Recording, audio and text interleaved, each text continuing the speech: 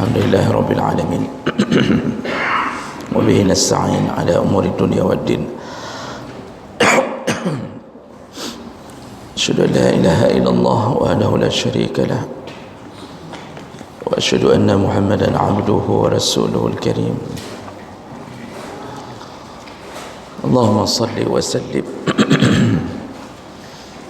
ala nabiyyina wa sayyidina Muhammadin wa ala alihi wa ashabihi ajma'in. Amma ba'd. Rabbi shrah li sadri wa yassir li amri wahlul 'uqdatam min lisani yafqahu qawli. Segala puji bagi Allah, kemudian salawat dan salam kepada Rasulullah, pada keluarga dan seluruh sahabat-sahabatnya. Bapak Ibu jemaah salat subuh yang dimuliakan Allah Subhanahu wa taala, sebagaimana request mulai subuh hari ini dalam rangka menghadapi persiapan datangnya Ramadan, maka kita mulai membahas tentang fikih Ramadan.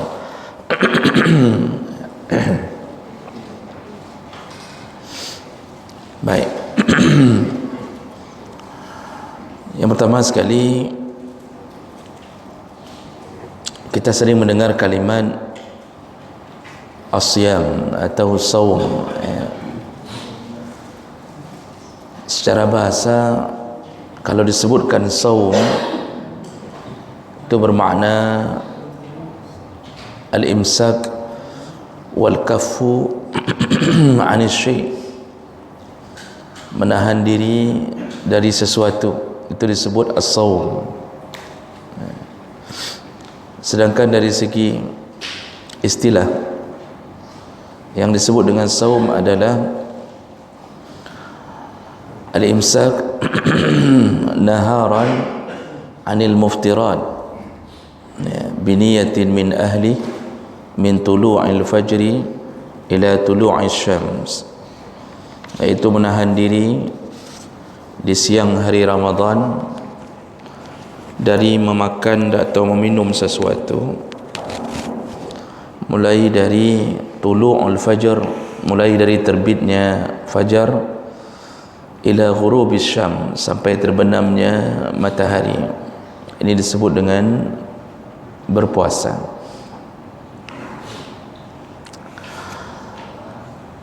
InsyaAllah dalam hitungan 23 hari ke depan, mungkin tepatnya 24 April, kalau tidak ada perubahan dalam ru'yatul hilal, kita akan masuk ke dalam bulan yang mulia ini. Allah Subhanahu wa ta'ala memuliakan orang-orang yang memuliakan Ramadan. Maka perlulah kita bersiap-siap untuk memperbagus amalan kita di dalam Ramadan. Karena Ramadan ini adalah sebaik-baik bulan di antara semua bulan dalam setahun, sebagaimana hari Jumaat sebaik-baik hari dalam semua hari di dalam minggu, dalam seminggu. Maka Bapak Ibu, maka Allah, setelah kita mengetahui tentang apa itu saum atau puasa, berikutnya yang dibahas dalam kitab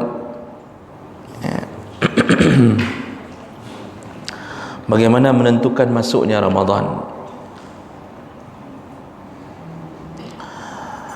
Dalam pandangan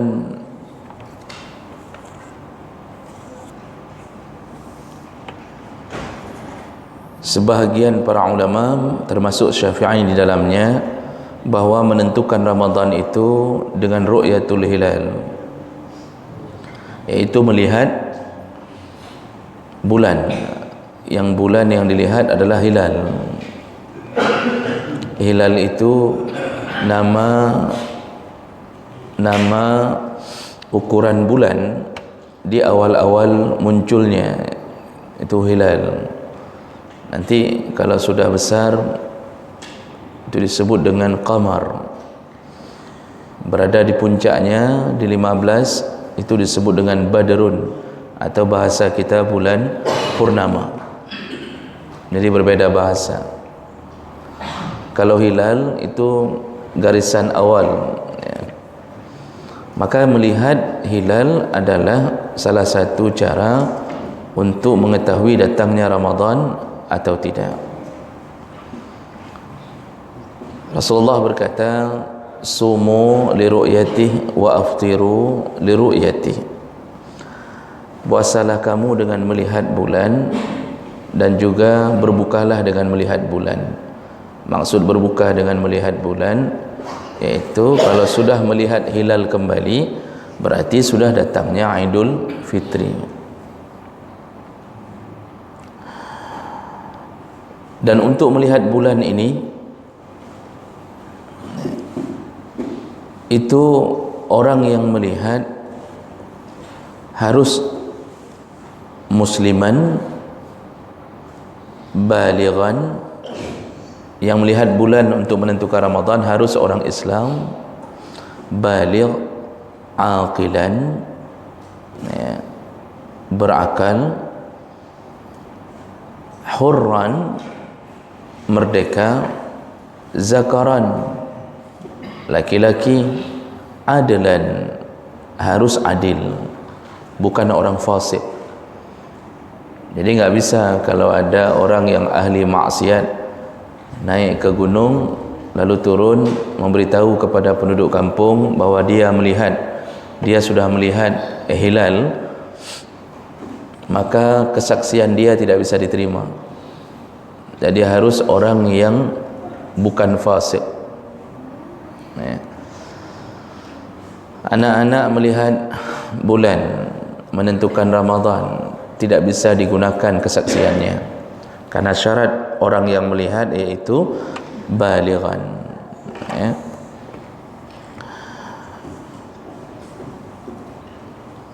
Juga tidak diterima kesaksian al-majnun, orang gila, wal abdu, budak, wal mar'ah, perempuan pun tidak dijadikan sebagai saksi untuk melihat datangnya Ramadan.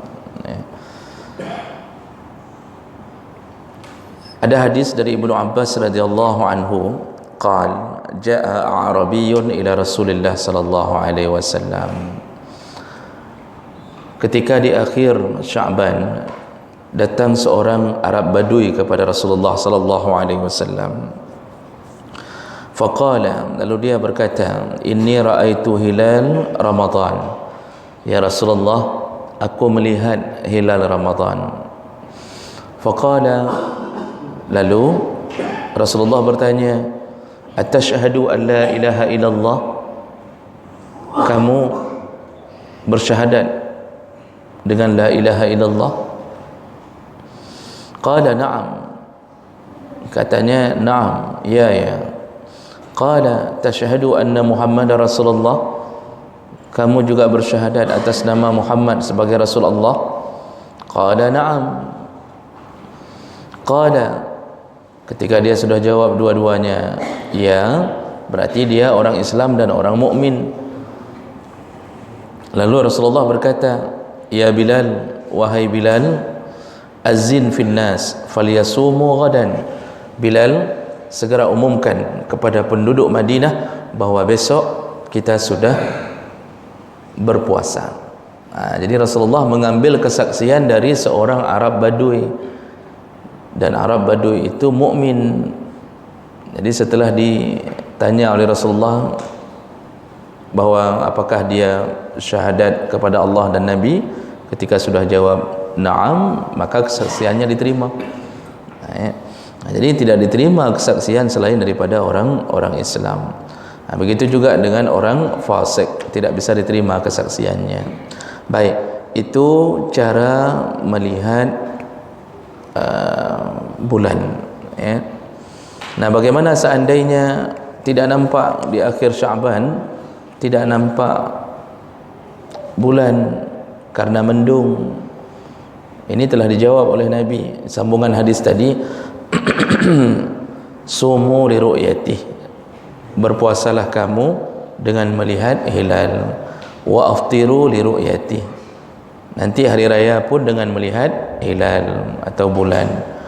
Fa in ghumma alaikum, seandainya terjadi mendung kepadamu, artinya terjadi mendung enggak nampak bulan. Ini misal nanti tanggal 23 itu ru'yatul hilal, tidak nampak karena mendung, maka fa'akmilu iddata sya'ban salasin iddata sya'ban, kalau betul-betul tidak nampak maka genapkanlah Sya'ban menjadi 30 hari. Nah, jadi enggak bisa berpuasa. Nah, cuma sekarang orang sudah lebih mudah melihat hilal. Kenapa? Ada alat teropong. Dulu kan dilihat oleh Nabi dan sahabat dengan mata telanjang, naik ke atas bukit lihat bulan untuk mengetahui datangnya Ramadan atau tidak. Sekarang orang menggunakan teropong, tapi sunnahnya melihat. Walaupun kalau kita berhitung dengan ilmu falak tanpa melihat pun, 1000 tahun yang akan datang kita sudah tahu kapan datangnya Ramadan. Nah, makanya sebahagian penduduk Indonesia itu tidak lagi melihat bulan, tapi langsung berpatokan kepada perhitungan. Jadi kalau perhitungannya, kalau hitung-hitung jatuh 24 Ramadan, ditentukan bisa jauh-jauh hari sudah ditentukan bahwa Ramadan jatuh di 24 April. Tapi tetap yang sebenarnya Nabi suruh melihat. Jadi yang paling kuat itu adalah sore tanggal 23 itu disuruh lihat, Pak.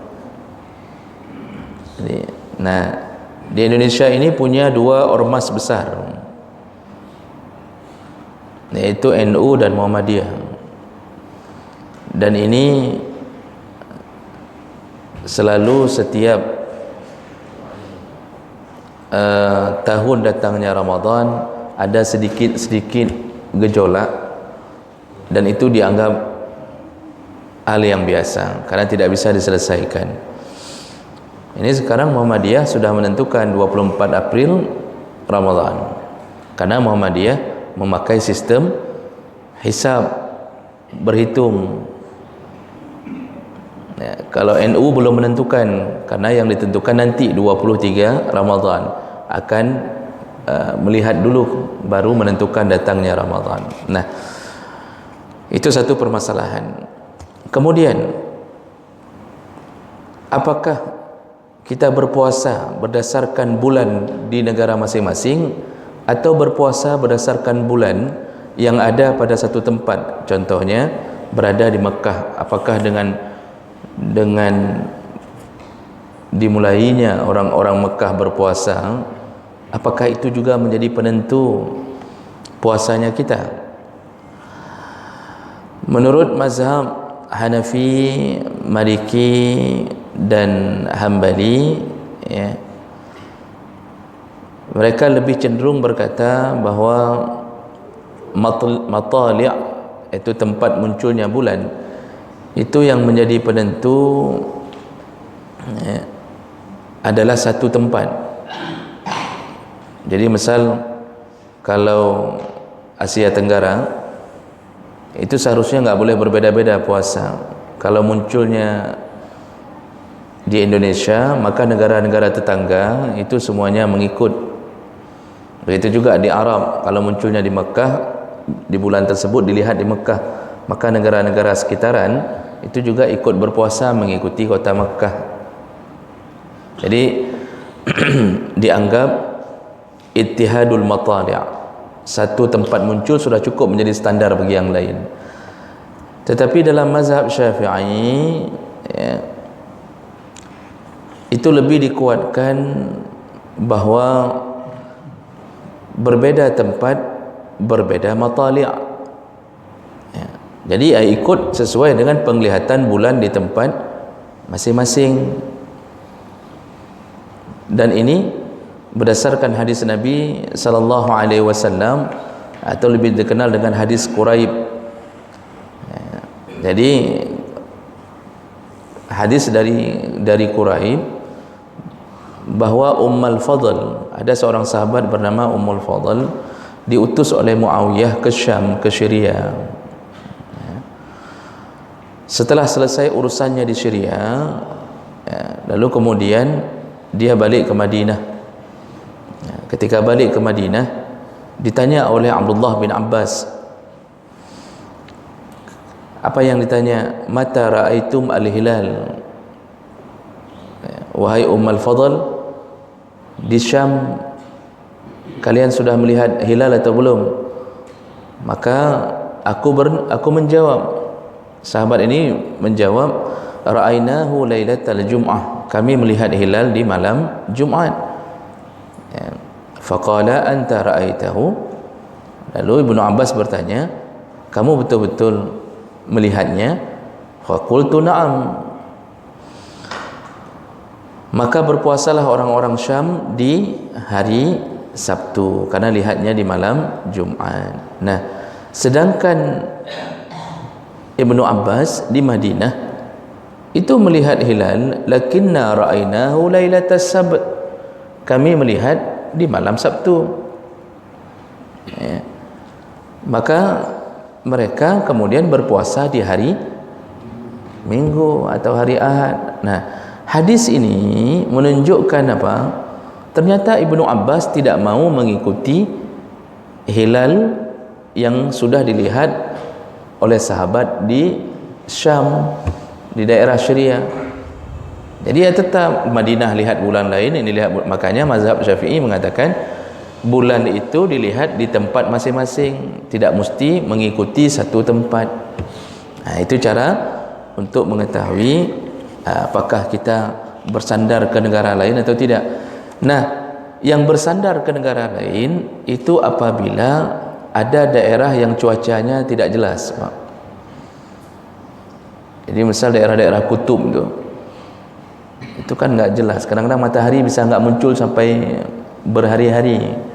Nah, ini mereka bersandar ke kota yang terdekat, yang mudah untuk dideteksi bulan. Baik, berikutnya syarat wajib puasa. Siapa saja yang sudah wajib puasa? Menurut jumhur ulama, syarat wajib puasa itu ada 5. Yang pertama, al-Islam, orang Islam itu sudah wajib puasa, berarti orang kafir tidak wajib puasa. Kemudian yang kedua, al-bulugh, baligh, maka orang yang belum baligh tidak wajib puasa. Anak-anak kita ni yang belum baligh, biasanya laki antara 12, 13, 14, 15, itu masa-masa baligh, berbeda-beda sedikit. Kalau belum baligh, maka belum wajib puasa, tidak wajib puasa. Cuma para ulama sepakat mengatakan hendaknya orang tua mengajarkan anaknya mengajarkan anaknya puasa seperti mengajarkan solat. Jadi sudah mulai itu SD kelas-kelas 3 disuruh puasa. Ya, kalau kita waktu kecil kan puasa setengah hari, Pak. Lalu kita berfikir dapat pahala penuh, padahal puasanya setengah. Tapi bolehlah. Cuma kalau semakin besar umurnya, jangan biasakan puasa setengah hari. Usahakan puasa sehari penuh. Dan itu anak tersebut nggak dapat pahala, karena belum terbukanya catatan amal untuk menulis pahala. Jadi pahala itu untuk siapa? Untuk orang tuanya yang mendidiknya. Jadi ini anak-anak SD ni, yang SD kelas 4, kelas 5, kelas 6 itu sudah boleh disuruh berpuasa, Pak.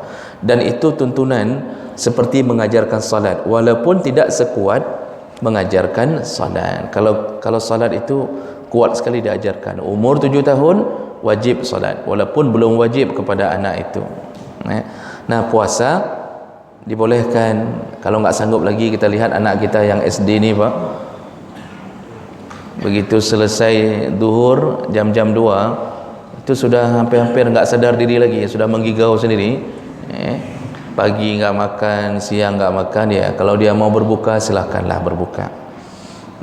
Tapi yang lebih parah dia berbuka 5 menit sebelum waktu berbuka.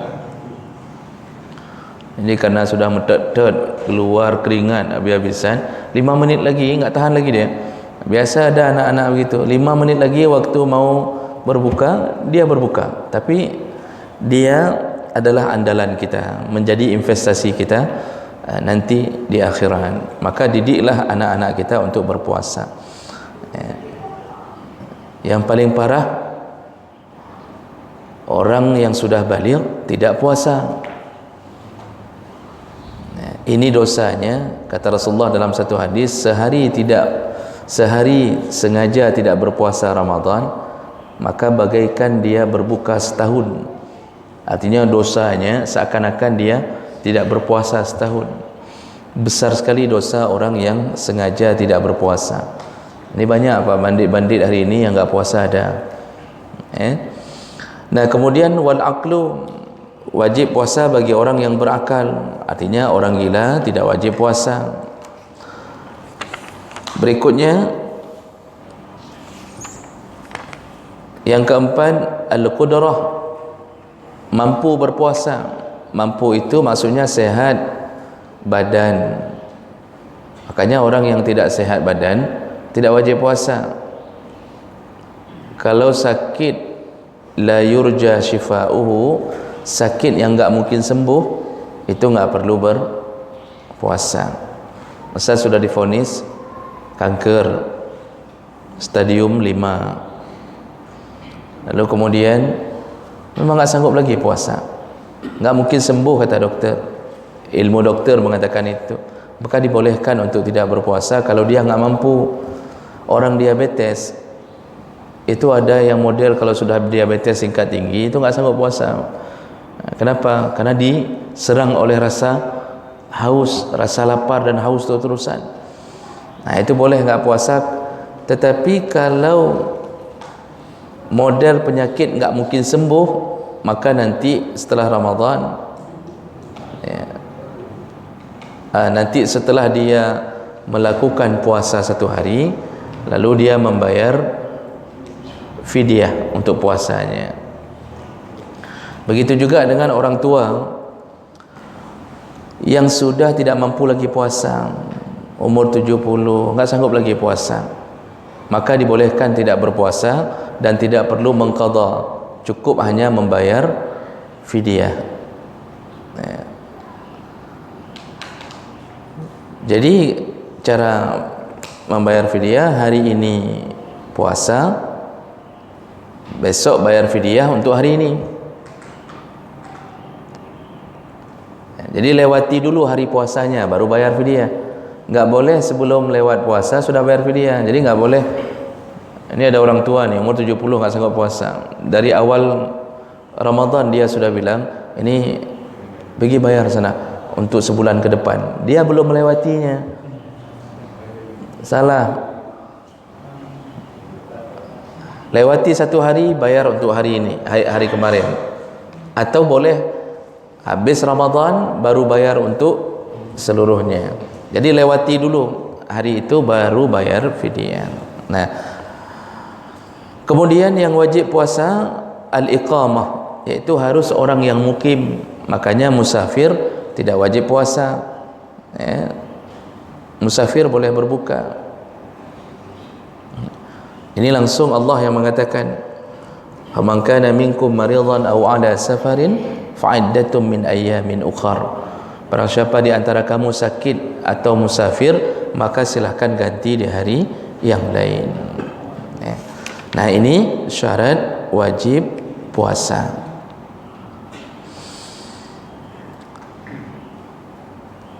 Berikutnya,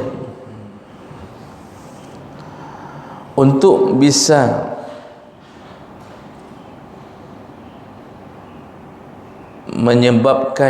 yang bisa menyebabkan puasa itu sah, syarat utamanya adalah berniat. Nah, Berniat ini Bapak Ibu maka Allah Subhanahu wa taala syarat sah, bukan syarat wajib, syarat sah puasa. Dalam mazhab Syafi'i ini termasuk rukun. Dalam mazhab Hanafi, Maliki dan Hambali, niat itu termasuk ke dalam syarat. Tidak termasuk ke rukun, tapi termasuk ke dalam syarat. Nah, tapi dua-duanya berfungsi untuk mengesahkan puasa. Nah, kapan dilakukan niat? Ketika Ramadan, yaitu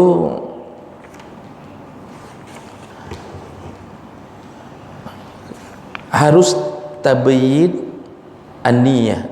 Niat itu dilakukan di malam hari. Ai iqa'uha lailan. Jadi wajib terjadinya niat untuk Ramadan di malam hari. Rasulullah berkata, "Man lam yubayyitis shiyam," barang siapa yang tidak berniat puasa qabla tulu'il fajr, sebelum terbitnya fajar, fala shiyama lahu, maka tidak dianggap berpuasa. Jadi kalau begitu, puasa itu, Ramadan itu kita niatnya kapan? Semenjak terbenamnya matahari sampai sebelum terbit fajar, itu waktu niat. Jadi paling kurang berniat, paling lambat berniat ketika makan sahur, itu paling lambat, atau sebelum terbit fajar. Kalau tidak berniat, maka tidak sah puasanya.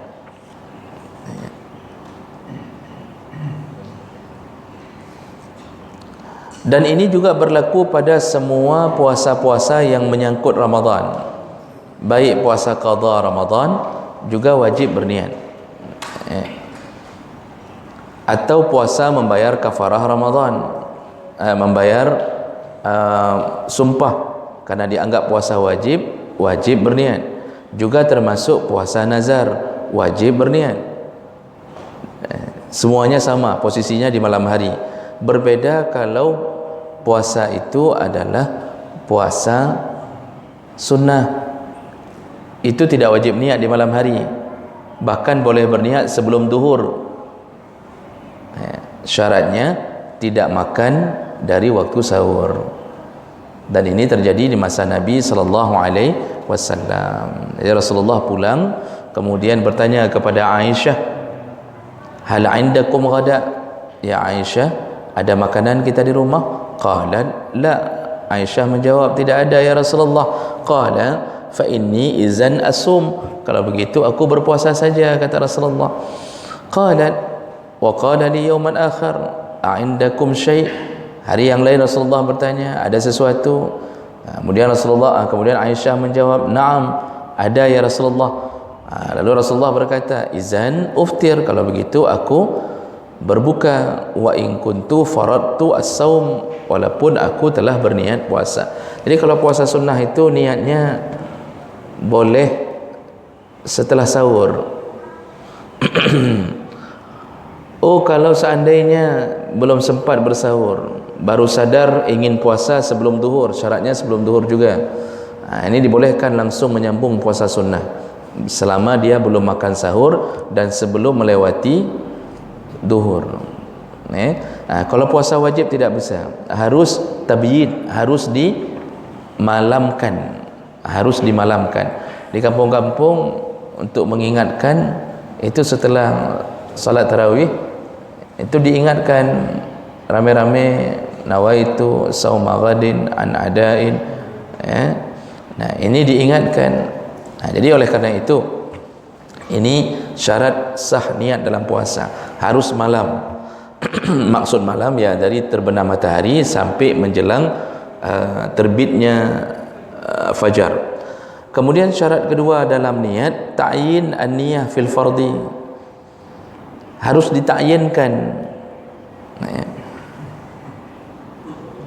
Tidak boleh berniat mutlak, harus ditakyenkan, harus menyebutkan puasanya secara spesifik. harus sebutkan besok, berarti puasanya untuk Ramadan besok. Enggak boleh berniat dengan hanya sengaja aku berpuasa kerana Allah. Ini mutlak, bisa puasa sunnah, bisa puasa wajib, maka disuruh ta'yinkan. Dan ini hadza syartun indal jumhur, ini kesepakatan jumhur ulama.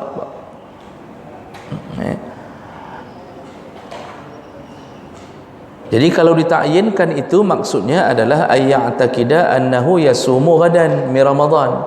Dia harus mengucapkan bahwa dia akan berpuasa besok. Kalau puasanya qada harus ucapkan qadaan. Kalau puasanya nazar ucapkan nazar. Sama posisinya. Ini puasa-puasa wajib baru ta'yin. Apakah puasa besok? Kalau puasa besok dalam Ramadan berarti untuk Ramadan. Kalau di luar Ramadan harus ta'yinkan, ini puasanya qadha atau puasa nazar, ditakyinkan. Fala yujzi niyatus shaumi al-mutlaq, tidak dibolehkan berniat puasa secara mutlak. Jadi enggak jelas ini puasa apa nih, enggak jelas. Nah, itu enggak boleh, dan ini kesepakatan jumhur. Nah, makanya kalau seandainya seseorang ingin berniat, makanya dituntun keluarlah kalimat yang diajarkan terutama dalam mazhab Syafi'i, nawaitu shauma ghadin an adain fardhi syahri Ramadan hazihi sanati lillahi ta'ala. Itu dituntun dalam mazhab Syafi'i agar tercapai maksud niat. Nah, berikutnya, apakah boleh berniat Ramadan sekaligus satu paket dari awal Ramadan? Misal begitu masuk Ramadan langsung sengaja aku berpuasa 1 bulan, lalu besoknya dia tidak berniat lagi. Apakah boleh begitu? Menurut jumhur ulama, tidak dibolehkan berniat satu paket dari awal Ramadan. Jadi fayushtaratu indal jumhur, disyaratkan menurut jumhur ulama an-niyah likulli yaum, berniat puasa itu harus setiap hari min Ramadan ala hiddah, setiap hari dia niat. Lianna saum kulla yaum ibadah, karena setiap hari itu ibadah, ghaira muta'alliqah bil yaumil akhar, tidak bergantung kepada hari-hari yang lain. Buktinya kalau rusak hari ini tidak rusak hari lain. Makanya kita ini kalau niat berbeda antara hari ini dengan besok, nggak bisa dianggap sebagai satu paket. Mana buktinya? Kata jumhur ulama, kalau hari ini batal maka besok tidak batal. Kalau dianggap satu paket, berarti kalau hari ini batal satu paket. Jadi yang membolehkan satu paket dari awal siapa? Hanya mazhab Malik. Hanya mazhab Malik yang membolehkan sekali niat li Ramadan fi awalihi, dari awal Ramadan. Jadi langsung niatnya sengaja aku berpuasa 1 bulan Ramadan karena Allah Ta'ala. Jumhur ulama membantah, tidak menyetujui pendapat ini dengan dalil tadi, bahwa kalau kita batal hari ini enggak batal besok, menunjukkan hari-hari dalam Ramadan walaupun berada dalam Ramadan tetapi hari-harinya dianggap berbeda. Kalau dianggap sama berarti sekali batal ya sudah, batal lah semua satu paket. Oleh karena itu disuruh berniat setiap hari, disuruh berniat setiap hari menurut pandangan jumhur ulama. Baik, pembahasan terakhir Bapak Ibu maka Allah Subhanahu wa taala, sunnah-sunnah dalam berpuasa Ramadan. Yang pertama, as-sahur ala syai', bersahur dengan sesuatu, wa in qalla, walaupun sedikit, walau jur'ata ma'in, walaupun cuma minum seteguk air. Nah, ini sunnah sahur. Sahur itu sumber keberkahan. Tasaharu, kata Rasulullah, bersahurlah kamu, fa inna fis sahur barakah. Dalam sahur itu ada keberkahan. Makanya orang sahur beda, Pak. Beda tampilan orang sahur dengan orang tidak sahur. Orang sahur itu energik. Orang sahur karena ada keberkahan, dia kuat. Kuatnya apa? Bukan kuat menahan lapar saja. Bisa jadi dia cuma minum sahur seteguk air, kan nggak ada fungsi juga untuk sahurnya, atau sebutir kurma. Tapi keberkahan itu, orang kalau sahur karena Allah, begitu Allah titipkan keberkahan, maka dia kuat. Kuat apa? Melakukan ibadah-ibadah dalam Ramadan. Orang kalau sahur, dia sanggup solat duha, sanggup satu hari satu juz selama Ramadan, sanggup. Jadi ada keberkahan di dalam sahur. Maka sunnahnya disuruh bersahur walaupun cuma seteguk air. Nah kemudian yang paling bagus sahur, wa ta'khiruhu li akhiril lail. Paling bagus sahur itu ditakhirkan, jangan terlalu cepat. Berdasarkan hadis Nabi sallallahu alaihi wasallam, Rasulullah sallallahu alaihi wasallam menyebutkan dalam beberapa hadis, di antaranya, la tazalu ummati bi khair, umatku selalu mendapatkan kebaikan dari Allah, ma'ajjalu al-fitr, selama mereka mempercepat berbuka puasa, wa akhiru as-sahur, dan mengakhirkan as-sahur. Nah, bagaimana ukuran mengakhirkan as-sahur? Yang paling dekat dengan waktu azan. Jadi dalam Ramadan itu, imsak itu sebenarnya waktu azan, bukan pun bersandar ke azan, tapi masuk waktu subuh, karena orang azan bisa berbeda-beda. Bunyi sirine itu membantu orang berhati-hati, bukan tidak baik. Bunyi sirine itu membantu orang berhati-hati, jangan sampai masuk ke dalam jebakan Batman. Jangan sampai orang masuk. Ini dia coba-coba mengakhirkan sahur pas-pas mendekat suara azan. Bisa jadi muazzinnya kek perut, sebenarnya sudah lewat waktu subuh. Maka paling bagus itu, paling kurang ya 5 menit sebelum azan itu sahur. Kalau kita model makan sebutir kurma atau minum air. Tapi kalau model makan rendang dari hari megang pertama, itu kira-kira 25 menit, 15 menit sebelum datangnya waktu subuh. Itu paling bagus, Pak. Dan itu Rasulullah yang mengatakannya, umatku selalu mendapatkan kebaikan selama mereka mengakhirkan sahur. Rasulullah sallallahu alaihi wasallam dalam hadis lain menyebutkan, kulu washrabu, makan minumlah kamu kalau engkau mendengarkan azan Bilal. Berhentilah ketika engkau mendengarkan azan Ibnu Ummi Maktum. Jadi kata Rasulullah, kalau dengar azan Bilal, makan minum terus. Mulailah terus, tidak mengapa makan minum. Bilal itu azan kapan? Kira-kira setengah jam sebelum azan Fajar Shadiq, sebelum azan subuh yang sebenarnya. Jadi di masa Nabi ada 2 muazzin. Muazzin pertama Bilal, itu dia azan pertama. Azan kedua sudah masuk waktu subuh. Azan pertama membangunkan orang-orang untuk bersiap-siap menunggu azan kedua. Rasulullah suruh makan minum mulai kapan? Kalau engkau dengarkan azan Bilal, makan minumlah, kulu washrabu, kata Rasulullah. Nanti kalau sudah dengar azan Ummi Maktum, berhentilah, jangan makan minum lagi. Makanya para ulama mengatur jangan sampailah terdengar azan, karena itu bisa jatuh ke dalam jurang. Sudah berada di bibir jurang, paling bagus berhenti sebelum azan yang kedua. Tapi paling bagus makan mendekati azan. Ini sunnahnya. Berikutnya 5 menit lagi, ta'jil al-fitr, sahur diakhirkan sedangkan berbuka disuruh percepat. Dan berbuka, maksud disuruh percepat, ketika sudah waktunya berbuka, jangan menunda-nunda, itu maksudnya. Saya rasa kalau pelajaran yang kedua ini, sunnah kedua ini nggak perlu diajarkan. Cik Nyai preh le urang dum. Itu nggak usah diajarin Ustaz, memang kami tunggu itu.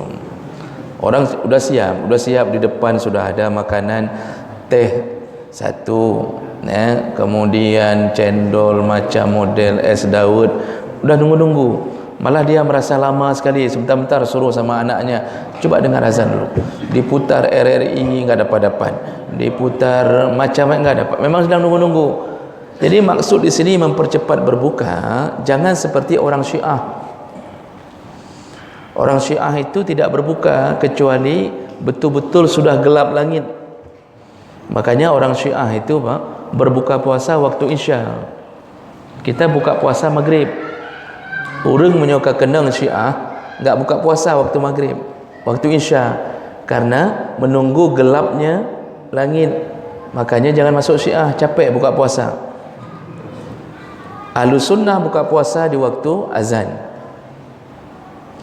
Dan bagaimana cara berbuka puasanya? Hendaknya seseorang mengawali seperti gaya buka puasanya Nabi, berdasarkan hadis dari Anas bin Malik, kana Rasulullah sallallahu alaihi wasallam yuftiru ala rutabat. Rasulullah itu kalau berbuka puasa selalu mengawali dengan rutab. Qabla ayyusalli, sebelum salat. Jadi beliau sebelum salat makan apa? Rutab. Rutab itu apa? Kurma basah. Kurma yang sudah tua, sudah basah. Itu makanan Rasulullah sebelum salat. Jadi mau dibilang ini apa? Habis makan itu beliau salat. Jadi bukan dihambur 2 piring nasi. Nanti habis salat beliau baru kembali sambung makan. Nah, kita sudah baik. Biasanya sebelum berbuka kan kita cuma makan paling kurma di sini, ada teh, risol paling 6 atau 5 lah. Ya. Itu sudah okey lah. Daripada dari rumah habis semua di rumah, salat maghrib tidak lagi berjamaah. Jadi Rasulullah selalu berbuka dengan rutab, kurma basah. Fa in lam takun rutabat, kalau beliau tidak mendapatkan rutab, maka beliau fatamarat, beliau berbuka dengan tamar. Tamar itu kurma yang belum terlalu masak, kurma masih agak keras-keras. Fa in lam takun tamarat, kalau enggak ada tamar, hasawatin min ma', barulah beliau berbuka puasa dengan seteguk air. Di sini kita harus tahu Bapak Ibu, ini Rasulullah baru disebutkan berbuka dengan air kalau enggak ada kurma. Jadi walaupun ini sunnah, perlu tahu urutannya. Kita kan begitu buka, teh duluan minum. Sebenarnya masukkan dulu ke dalam mulut kurma. Setelah kurma baru minum.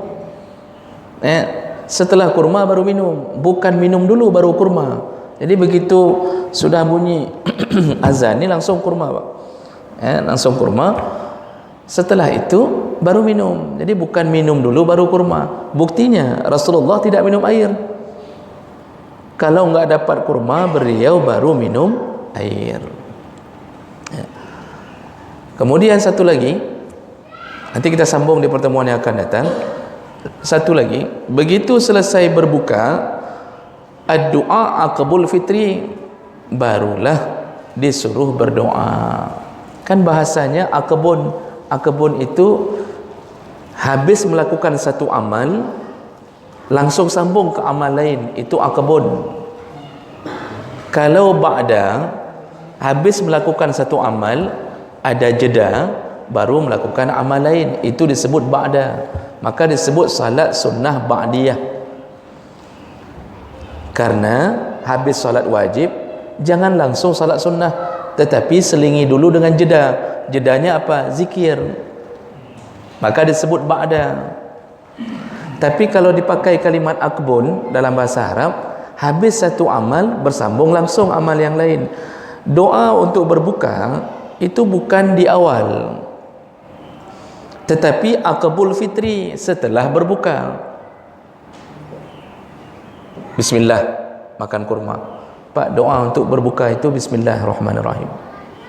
Jadi bukan doa untuk mulai makan itu bukan Allahumma lakasumtu, bismillahirrahmanirrahim. Ini orang selama Ramadan Pak, anak bacaan dia bismillah. Ini udah pegang kurma nih, Allahumma lakasumtu wa bika amantu. Enggak ada lagi bismillah. Doa makan bismillah. Ketika bismillah makan kurma. Setelah makan kurma sudah berbuka nih, sudah al-fitr, barulah berdoa. Di sini doanya boleh beberapa versi, ada beberapa hadis atau boleh menggabungkan beberapa hadis. Salah satunya hadis yang lebih kuat, yaitu zahabat dhama wa batalatil uruq wa sabatal ajru insyaallah. Atau boleh dengan hadis yang lain, Allahumma lakasumtu wa ala rizqika aftartu wa alaihi tawakkaltu wa bika amantu. Atau seperti doa yang kita baca setiap hari juga boleh. Itu bukan doa dosa dan bukan doa bid'ah, karena doa itu dengan bahasa sendiri pun boleh. Cuma yang lebih utama, hadis yang lebih kuat, jangan lupakan bahasa Nabi, zahabat dhama, telah hilanglah dahaga, wa batalatil uruq, telah lepas kembali urat-urat, wa sabatal ajru insyaallah, dan telah ditetapkan pahala insyaallah. Nah, kapan dibaca doa itu Bapak Ibu? Setelah berbuka. Jadi habis makan kurma berdoa, baru sambung risol, baru sambung bakwan, jangan langsung dihambu yang lain. Nah, jadi jangan salah-salah caranya. Jadi ada orang tidak faham, mengira Allahumma lakasumtu doa untuk berbuka, doa berbuka bismillah. Setelah berbuka baru baca doa tersebut.